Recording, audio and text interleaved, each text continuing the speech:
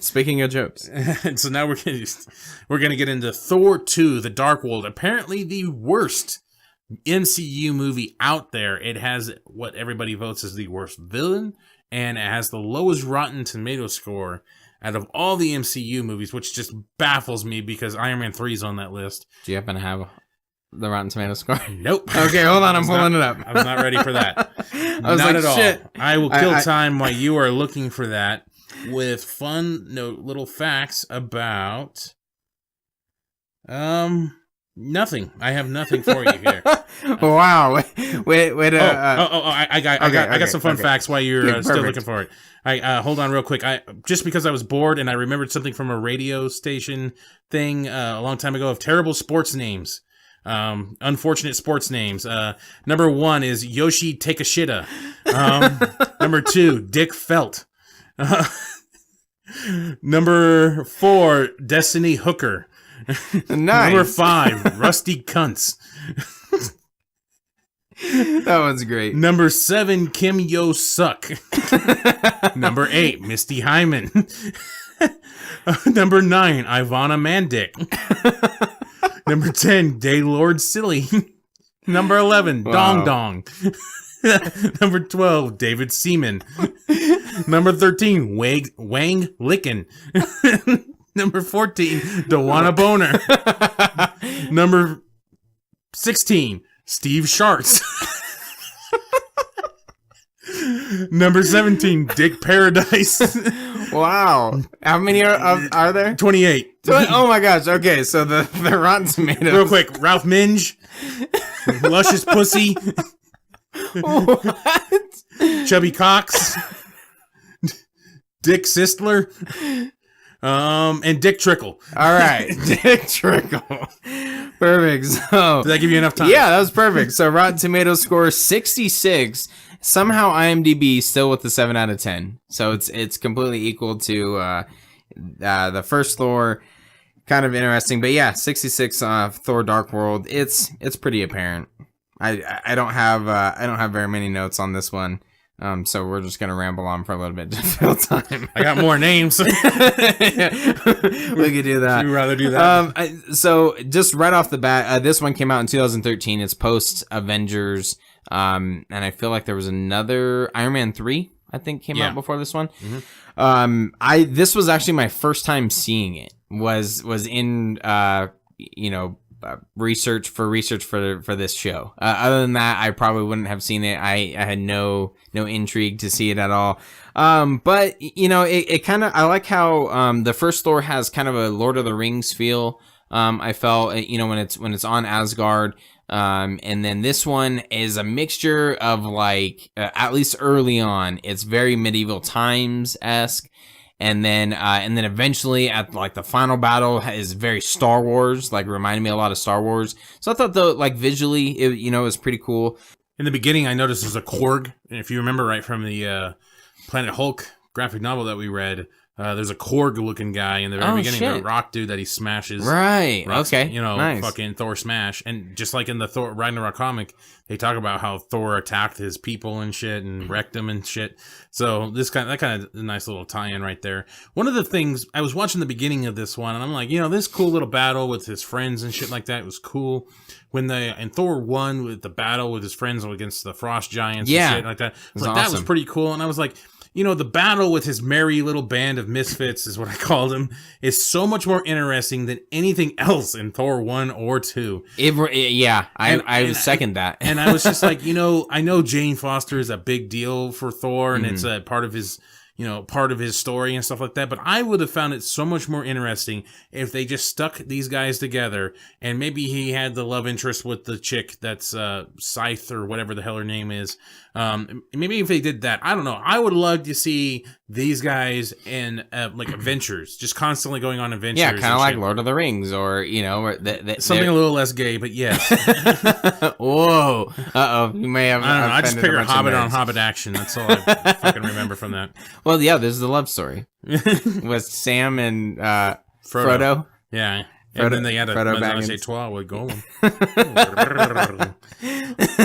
One of the things I thought was really funny is Odin's trying to put his wisdom out there. You know, you know what I mean there. He's talking about stop thinking about the bitch back that's in a different realm. Talk about there's a hotter bitch right in front of you. Which I'm sorry, the chick that plays Scythe, to me anyway, personally, is way hotter than Natalie Portman. I wouldn't say way hotter. No, they both have. They're both pretty hot. Again, Natalie Portman has a beautiful face, but again, she has no features that make me care about. You know, she looks like an ironing board. Yeah.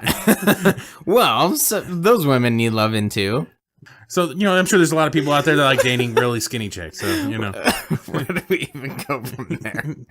We keep going. It's just talking about skinny people. Hopefully Matt cut that out and you have no idea what we're talking about. But and I put Good Advice by Odin. That's some daddy advice right there. Yes, absolutely. I thought the fight, you know, where they're kind of jumping through the different portals is somewhat Doctor Strange before Doctor Strange.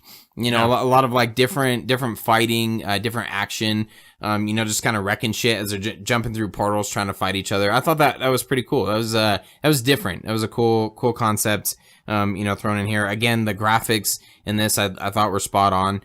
Pretty cool stuff. That was like the only positive thing we could say about Doctor Strange. So you know, carry it over to this too. I'm you know, I like some visuals and everything.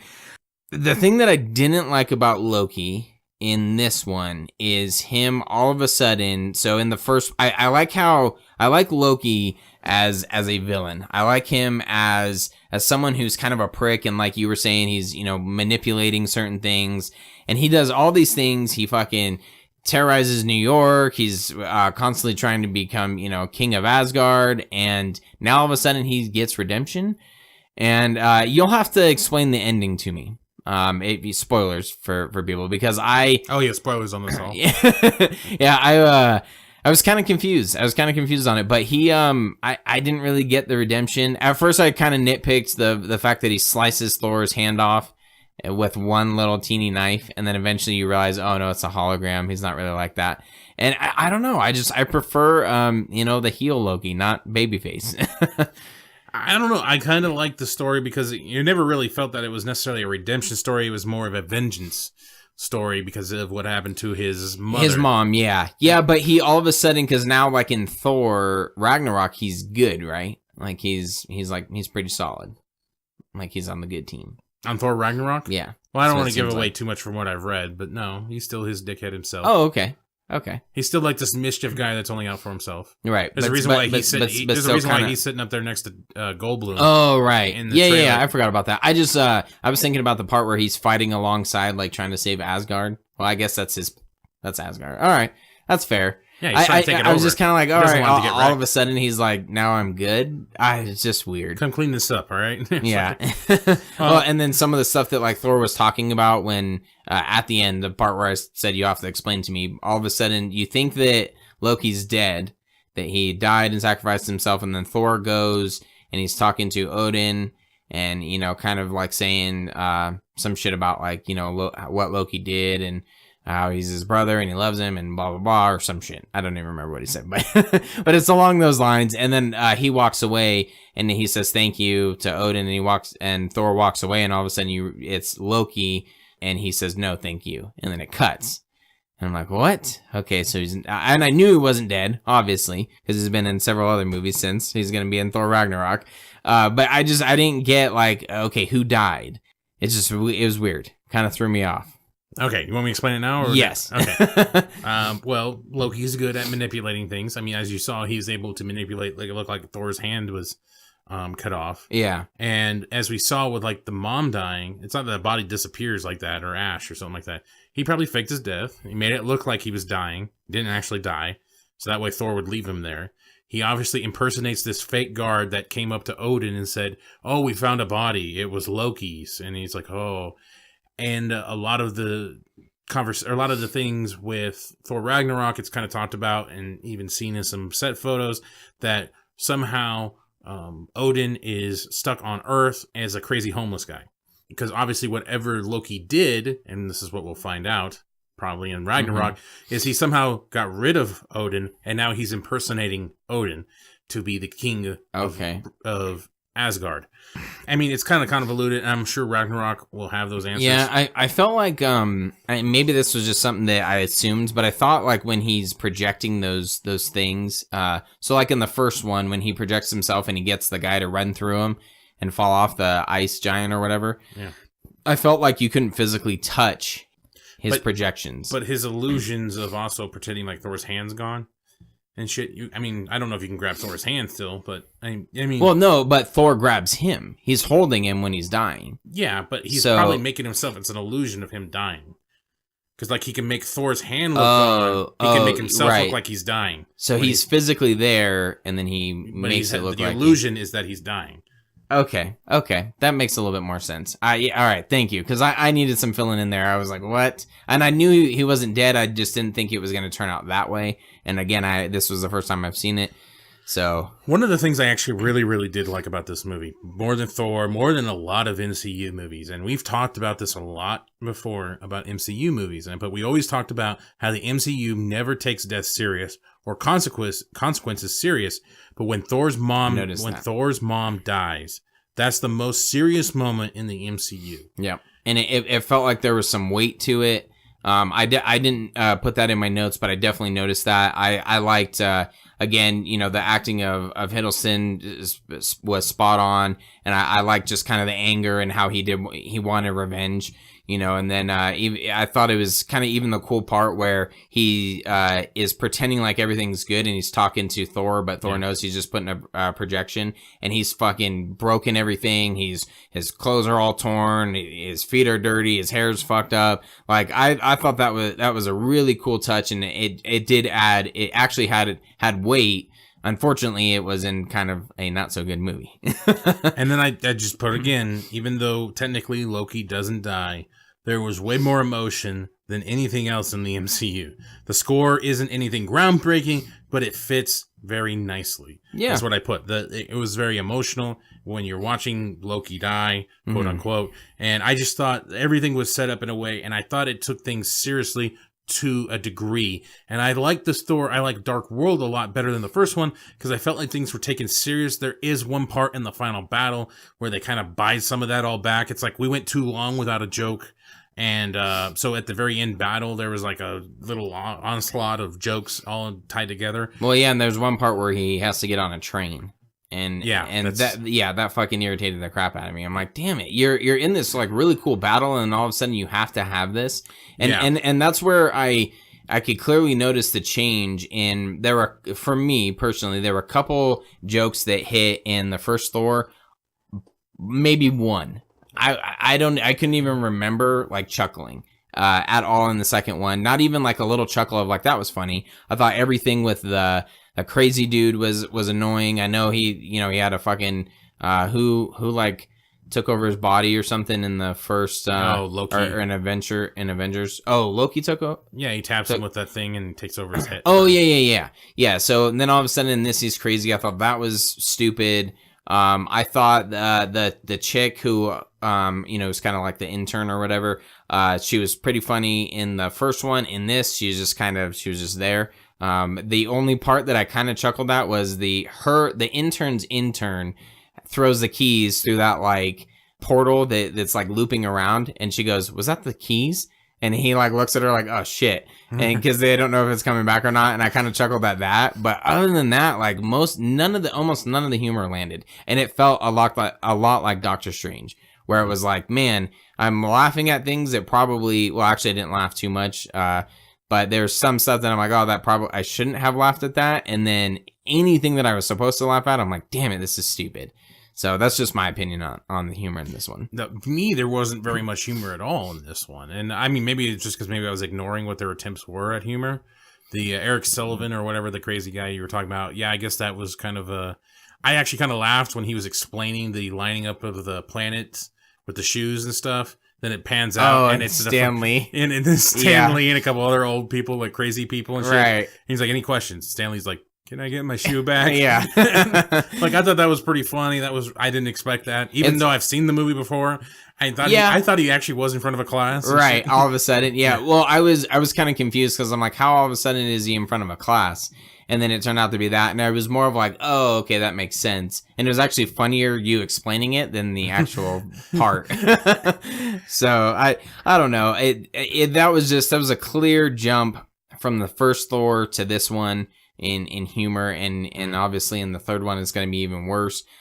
So that was one of those things where I'm like, man, they are really trying here. There's a lot of like, I don't remember that many jokes. Like maybe I just blocked them out and ignored them. It must have been because there was a lot. I remember there was a streak there for they didn't do any jokes, and I was finally, yeah. If it had its moments, but there were definitely a lot of attempts at one-liners or just kind of annoying. Like the crazy dude. That's the one that I keep going back to. There's a couple other examples, but that was the one that stood out the most. Where I'm like, this is stupid. The train, obviously, kind of cutting off on that. The intern was kissing the intern, and then they get ported into. Oh yeah, ported over, and yeah. So there just was a lot that I could tell. I'm like, I think I'm supposed to laugh here. And Stormtrooper elves, man, those fuckers couldn't hit shit. Oh my gosh, yeah. That was bad choreography there. Like, they were standing still, and, like, all these elves are surrounding them. They're not doing anything. Or they're just half-ass chasing them while the big battle's going on between Thor. And I was like, wow, that just looks really bad. Yeah, yeah. The one thing that we didn't talk about in the first one that I thought was really cool was at the very beginning, just talking about how the Thor character, how he's arrogant and everything. And they have that epic moment where the monster kind of, it goes under the floating island basically, and then comes up on the other side to stop them before they could cross the little rainbow bridge thingy. And he has like this epic moment, and then fucking Thor just shoots through his mouth and out the back of his head and drops. I'm like, that's awesome. That's so perfect. I'm like, fuck you.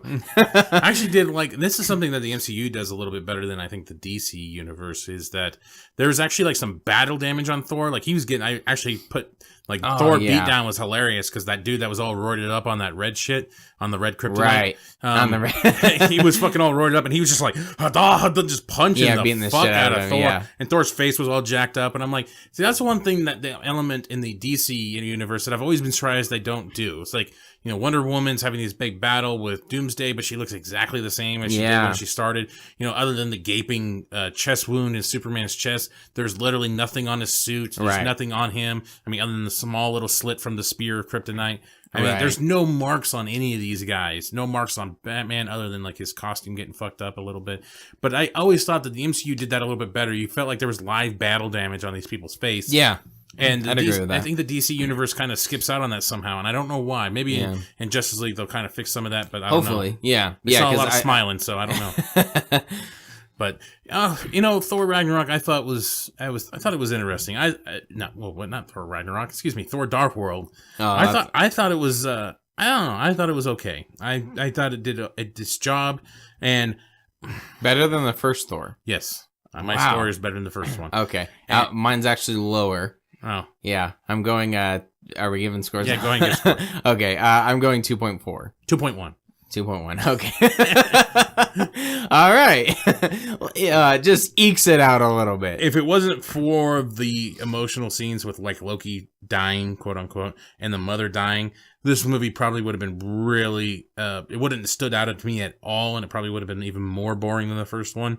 But those moments really stood out to me because I was like, this is something different and something the MCU doesn't take seriously a lot of the times. So I thought that I liked the fact that it was serious in this. There was actually a cool cameo by Captain America. I like that. I thought that was pretty funny, actually.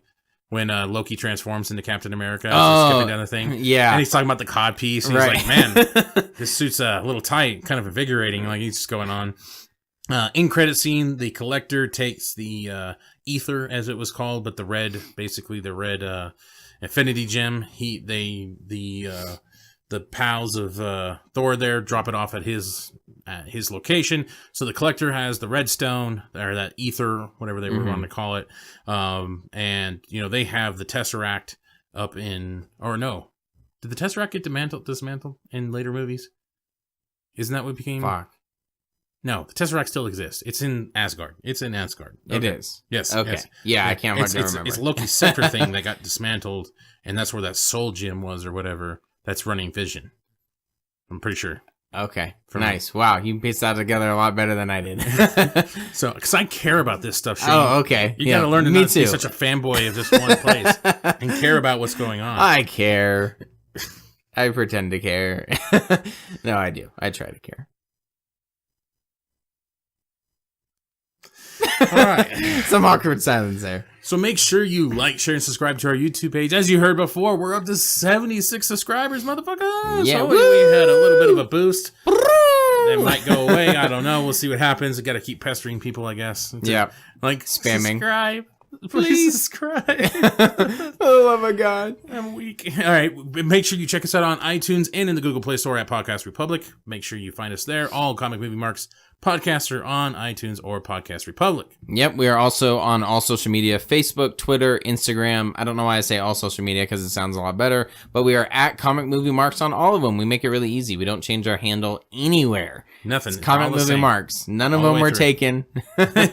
Shocker. Yeah. But if you do try to if you type in comic movie in iTunes, there's a shit ton of comic movie podcasts that pop up, but we're in there. You just have to type in Comic Movie Marks and look for our damn logo. It's the coolest logo out of everyone. Very blue. Yeah, no, it's seriously, it's way cooler than anyone else's. We actually invested, and it looks fucking awesome. We stand out. You all suck. You may have 2,000 reviews, but you all suck. Speaking of reviews, and our all 9 reviews, make sure you review us on iTunes at Comic Movie March, because like you said, the handle is the same everywhere. We're begging for them. Please, they really, really help us out. Every time we get a review, we actually get a little boost in our podcast numbers. I've noticed it. Mm-hmm. Every time we get one, there's this big boost. We get an extra 300, and I think it's just because people are able to see it now because it generates a populace of us. Yeah, it starts to show up. Like I said, if you type in comic movie, a shit ton of podcasts are going to pop up. If you type in comics, a bunch are going to pop up. And it's like anything else. The more ratings you get, the more it's going to pop up. If you rate an item on Amazon more than something else, more than likely it's going to show up at the top. And that's what we're trying to do. If you enjoy this, rate us, love us, like us, review us. Thanks again for all the reviews that we have gotten. Yes. From those very awesome people. Yes. Very awesome. All 9 of you. All 9. In case I don't see you. Good afternoon, good evening, and good night.